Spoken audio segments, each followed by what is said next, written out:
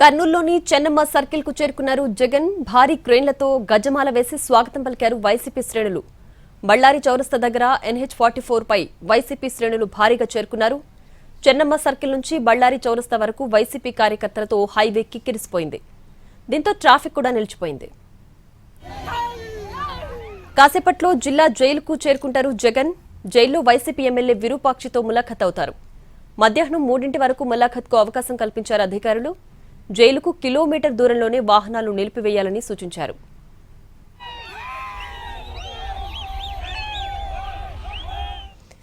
రెట్టిక ఇదే అంశానికి సంబంధించి పూర్తి డీటెయిల్స్ మా ప్రతినిధి సురేష్ లైవ్ లో అందించడానికి సిద్ధంగా ఉన్నారు. సురేష్, ఏంటి ప్రస్తుతం అక్కడ పరిస్థితి? ఎంతసేపట్లో జగన్ అక్కడికి చేరుకునే అవకాశం ఉంది?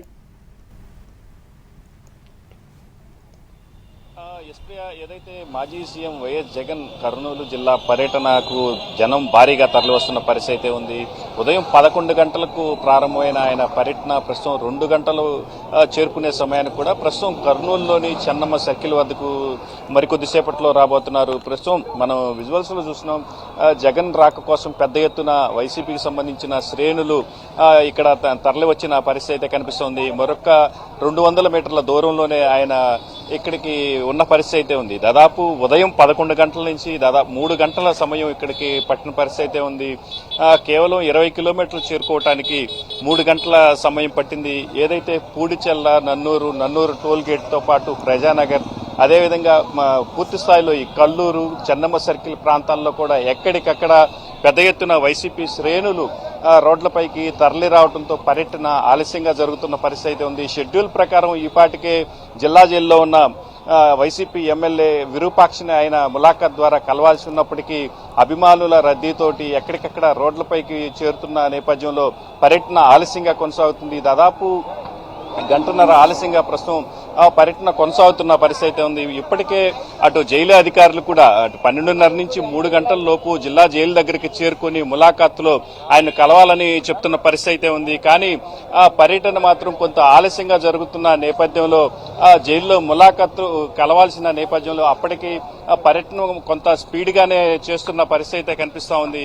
జగన్ పర్యటనకు సంబంధించి పెద్ద ఎత్తున పోలీసులు ఇప్పటికే ఆంక్షలు కూడా విధించిన నేపథ్యం. కేవలం ఆయనకి మాజీ సీఎంగా ఇవ్వాల్సిన భద్రత మాత్రమే ఇస్తాం, ర్యాలీలకు అనుమతి లేదు అని చెప్తున్నప్పటికీ అటు వైసీపీ శ్రేణులు అభిమానులు కూడా పెద్ద ఎత్తున రోడ్లపైకి తరలి వస్తున్న నేపథ్యంలో పర్యటన పూర్తిగా ర్యాలీగా మారిన పరిస్థితి కనిపిస్తా ఉంది. రోడ్లపైకి జనం ఎక్కడికక్కడ వస్తున్న పరిస్థితి ఉంది. అటు పూడిచెర్ల, నన్నూరు టోల్ గేట్లతో పాటు ఈ ప్రజానగర్ తదితర ప్రాంతాల్లో ఎక్కడికక్కడ భారీ క్రేన్లను తీసుకొచ్చి ఆయనకి గజమాలలతోటి సత్కరిస్తున్న పరిస్థితి మనం స్పష్టంగా చూస్తూ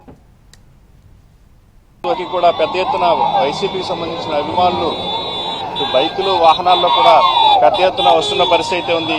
ఇదే సమయంలో ప్రజానగర్ లో డిఎస్సికి సంబంధించిన అభ్యర్థులు కూడా జగన్ను కలిశారు.